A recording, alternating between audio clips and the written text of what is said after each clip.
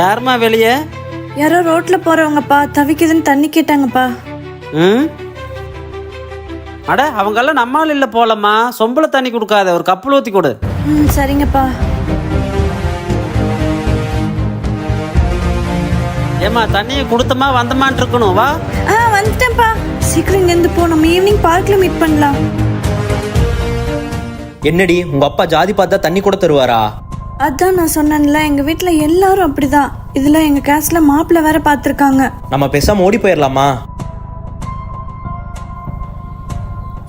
எங்க தேடி நம்ம பொண்ணை காணுங்க. அப்பா, அக்கா ஃப்ரெண்ட்ஸ் வீட்டுக்கும் போலையாமாப்பா. செல்ல புள்ள எங்கேயும் போகல, கீழ் ஜாதி பையனோட ஓடி போயிட்டா.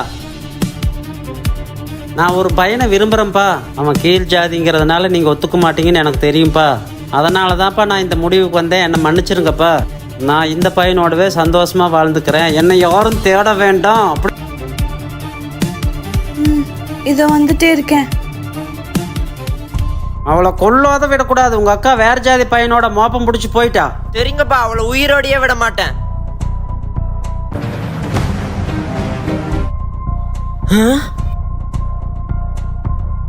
இவங்களா? ஹலோ அப்பா, அவங்க 2 பேரும் இங்கதான் இருக்காங்க. அவங்க அங்கதான் இருக்காங்களா? அவளை அங்கேயே வெட்டி போடு, வர்றேன்.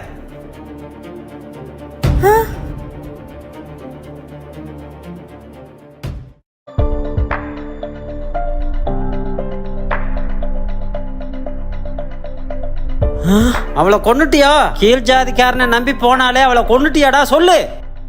உங்களை கொலை பண்ண சொன்னாங்க. உங்களை கொலை பண்ண தான் நான் இங்க வந்தேன். அப்பதான் புரிஞ்சு ஜாதி வெறியே என் மண்டையில ஏற்றி விட்டுருக்காங்கன்னு. கூட பிறந்து ஒன்னாவே வளர்ந்தோம். நான் எப்படிக்கா உன்னை கொலை பண்ணுவேன்? ஜாதி வெறி பிடிச்ச மிருகம் கூட வாழ்றதை விட இந்த மாதிரி ஒரு நல்ல மனுஷன் கூட நீ வாழ்றது எனக்கு சந்தோஷம்தான்க்கா. மாமா, எங்க அக்காவை தூரமா கூட்டிட்டு போயிருங்க, இல்லைன்னா அவங்க கண்டுபிடிச்சிருவாங்க. இங்க வாங்க போயிடலாம்.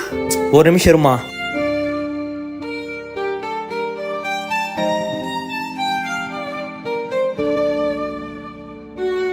அட நாயே, அவளை கொல்ல சொன்னா விட்டுட்டு வந்திருக்க. ஐயடியா, இப்ப நீ அவளை குத்தி போட்டா மட்டும் ஜாதிக்காக பெத்த பொண்ணையே கொண்டுட்டான்னு சொல்லிட்டு என்ன சிலையா வைக்க போறாங்க? வாழ்றது ஒரு வாழ்க்கை, ஜாதிய வாழ வைக்காம காதல வாழ வைங்க.